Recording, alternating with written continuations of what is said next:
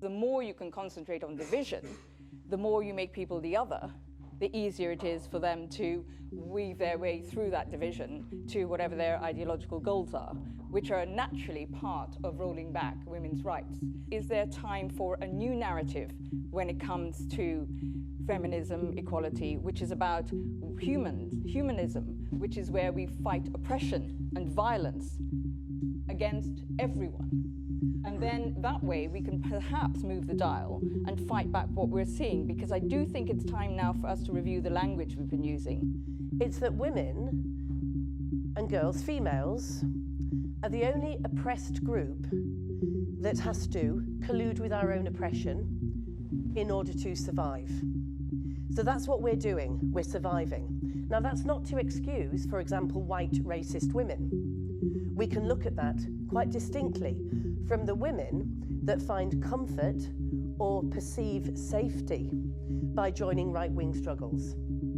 If you look at the Bible Belt women in the US, for example, if you look at religious fundamentalist women, I'm thinking of Hasidic Jewish women, where they will say that they feel safer, that they have an order in life, that they know that they are under patriarchal rule but just of one man, and that the patriarchs in their community will stop them from being raped by other men. It doesn't work, that's the bad news, but it is a perceived comfort.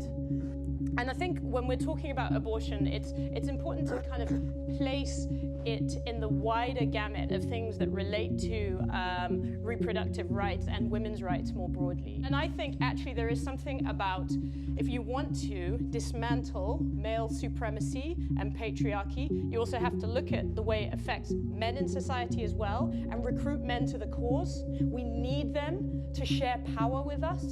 We need them to concede the ways in which they benefit and be prepared to stand aside. We don't want them to make bombastic statements so they get to drop the mic in public. We want them to pass the mic. There's a lot of work to be done, but it requires some teamwork and team effort. The gains we've made are not set in stone and they're not stable, and that is why I think this session is important, because this is a point where I think the things are coming together, and that's where I see a rollback happening. So it's going to be harder to keep the advances we've made. In terms of some of the things that were talked about, access to education, access to health services, especially in terms of supporting pregnancies, pregnant women, etc. There are real changes, positive changes that are happening. But I also think on the global level, there's an interesting thing that's going on, which is, I think when you're successful, it causes a lot of fear.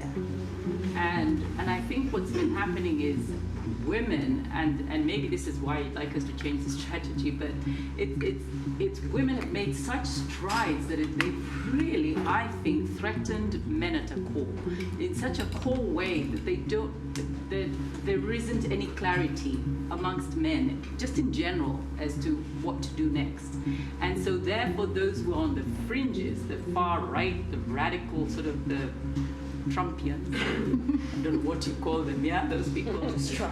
They have, because they're clear, the ferocious, they're so clear and so blatant in what they say, they seem to be sort of taking over the narrative, but I don't think it is a true reflection of what's inside us. But there are a lot of things out there in the public domain that are a weather vane for how things are moving. And if we're not careful, if we aren't vigilant, if we don't stick together, we will find ourselves in a situation where we are lamenting the loss of things that we have fought really hard for. And it'll be much harder to start again. There truly is a pandemic of rape, domestic violence, prostitution, child abuse on a beyond appalling scale, and even bland, naive government and police figures will give you that. You don't have to believe nasty feminists like me. It is happening everywhere, and the one thing I would argue, the one thing only that unites women everywhere on the planet is the fear and reality of male violence. You need to get men on board. I know I'm at Warwick University, and we kind of mentioned it yesterday at the Zoom rape group chat scandal where there was lots of horrible things being said. And the only thing I could think about how to solve it, and not that it would be a solution, but you can't just have women speaking about it, because it will become, they've never had it so good. Political correctness gone mad kind of thing. And you do need to appeal to the power, if you like, in a way, appeal to authority. The problem is that there are so many guys, every boy I've spoke to has said, I've been part of a group chat that said similar stuff. And I admit to that as well. It's not like I said anything, but age 15, you don't call it out because you're scared that you'll get ostracized from your group. And that's something that I feel disappointed about and can reflect on now. But this is why I would agree that it is under threat there. Where's the male outrage? Where is it? Where are you guys?